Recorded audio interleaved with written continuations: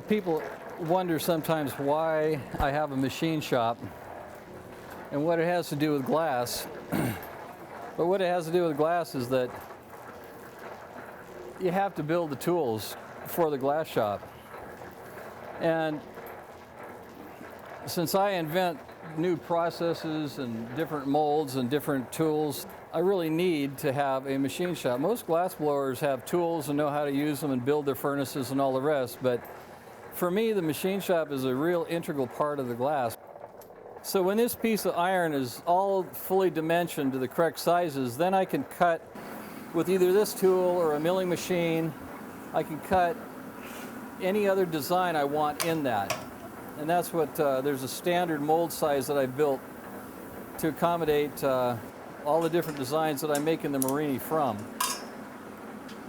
That's why I can get so many different colors with the same pattern. It's the only way I can get it, is to make these molds and then heat up glass one piece at a time, a piece of yellow or a piece of blue, and put it in the mold, and then they'll all fit together.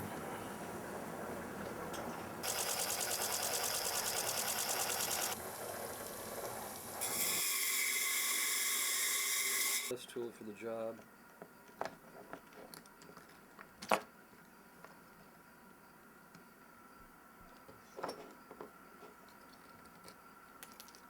The only place you could learn glass at the time was in schools, and I couldn't go to college. I was 18, I was working on fishing boats, and I didn't have grades or money to go to college, but I had a lot of drive, so I wanted to build a glass studio. I took a trip down to Cal Berkeley, and that was one of the first glass programs in the country. And this was in 1967. I was 18 years old.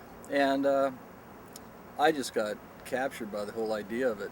So I went and talked to people at schools and then took all my information, for good or ill, home. I lived 300 miles north up in the Redwoods, and just built a glass shop. I had a Harley Davidson three-wheel motorcycle, and as a level of my commitment, sold that for $500. And with that capital, just went ahead and bought a bunch of bricks and talked another kid into helping me, another kid that worked on a shrimp boat. And we built a glass furnace, and then built one, built another one until I had one that was running. And in those days, it was a real different thing. Everybody knew each other because there were so few. I mean, I was the only glass blower from San Francisco to Portland at that time, in 1970. The contemporary glass movement started in 1961 in a college class given by a man named Harvey Littleton. And it was a ceramics class. And he decided as a project and an extension of glazes to try and melt glass in his class. And the people he had were some real fired up people of the day. And everybody in that class went off to form a glass department in different universities. One thing that aided them, or at least aided the future people that tried to blow glass, was the fact that there was these all new space age refractory materials that you could buy in bags, and there was bricks, and you could build a small glass furnace. It was heretofore impossible. And so the result was that for a couple $100, you could build a glass studio in about 1966. And not very many people did, but it was possible. Suddenly, an idea for a piece of glass didn't have to go from marketing to design, and design to management, and management looks at the numbers and they figure out all that stuff. What happened was all of a sudden, all these real bright people could make anything they wanted. There were notable exceptions. I mean, Tiffany Steuben, there was different places that made artistically designed pieces, but it still had to be made in a factory setting and never by the person that designed it. I talked to the former curator of the Smithsonian, Philip Gardner, and he He ran the Smithsonian after the Second World War for many, many years, and he would tell me that the most incredible advancements in art glass had happened in the last 30 years, more than in the last hundreds and hundreds of years, because there were so many bright people that were completely left to their own devices to just explore like factories never could. And he was incredibly excited about the whole prospect. The term Marini refers to a small section of glass, patterned in some way, that is made in a what you call a cane form, that you view as a cross section. There's a Millefiori Marini, which literally means 1,000 flowers, and there are geometric Marinis, which are put together from different colors, and then there are silhouette Marinis. And so my principal interest, of course, is the silhouette Marini. This is what we call the Marini plate. This is just one little step of the whole project. And so there's 190 pieces in here. And when I'm making them, I have to get them real close to the same size.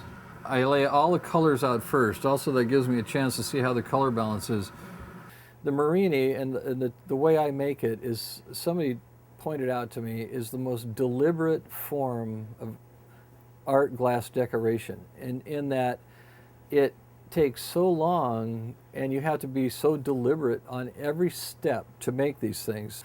And so you have to know what you want to do pretty much a month in advance, and you have to go through so many steps in order to get the individual little pulled cane and the little chip of Marini.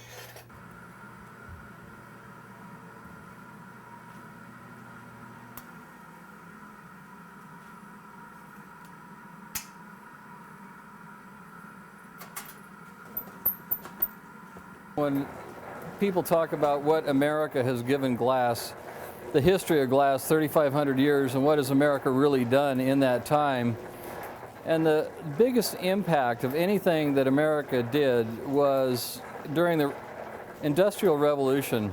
Till the 1840s, pretty much, any kind of mold in a glass shop was made out of wood and would burn out. In the 1840s, they started combining the metallurgy and the tool technology. And so from about 1840 to 1900, all the glass molds were made of metal, and an individual worker would put a piece of glass into the mold. And during that time, the most fantastic molds and the most beautiful designs in pressed glass and blown glass were made. You know, the common people could suddenly own a nice piece of glass, because pressed glass didn't require the skill or the time of hand-cut crystal. I really spent years and years learning about glass molds, and all the glass molds on the shelf here came from places like Fostoria and the Imperial Glass Company when they went out of business. And we'd go up and down the Ohio River Valley and talk to people, try and get molds so I could learn how they were made and learn the proportions and learn the hinges and tolerances, and, you know, try and figure out what expanded and what didn't expand.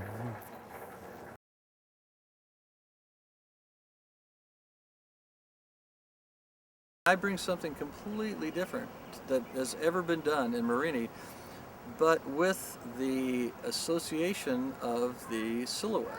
And I make the silhouettes for a very distinct reason, and there's a lot of historical reference, but also I make the most intricate silhouettes that have ever been made because of the techniques that I've developed. And further on that is, I love silhouettes. I think somebody, when they look at a silhouette, has to fill in the blank.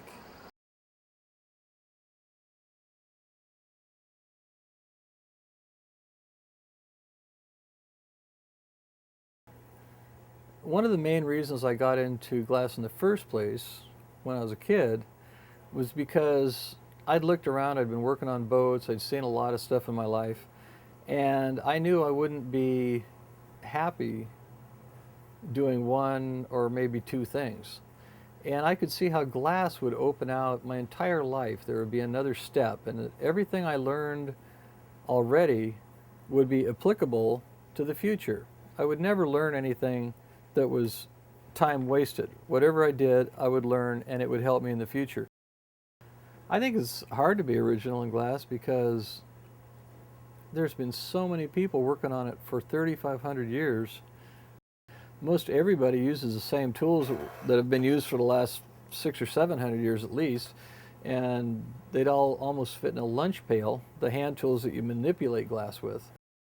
Something will come from here, but it's going to be hard to be too far away from anything that's ever been done.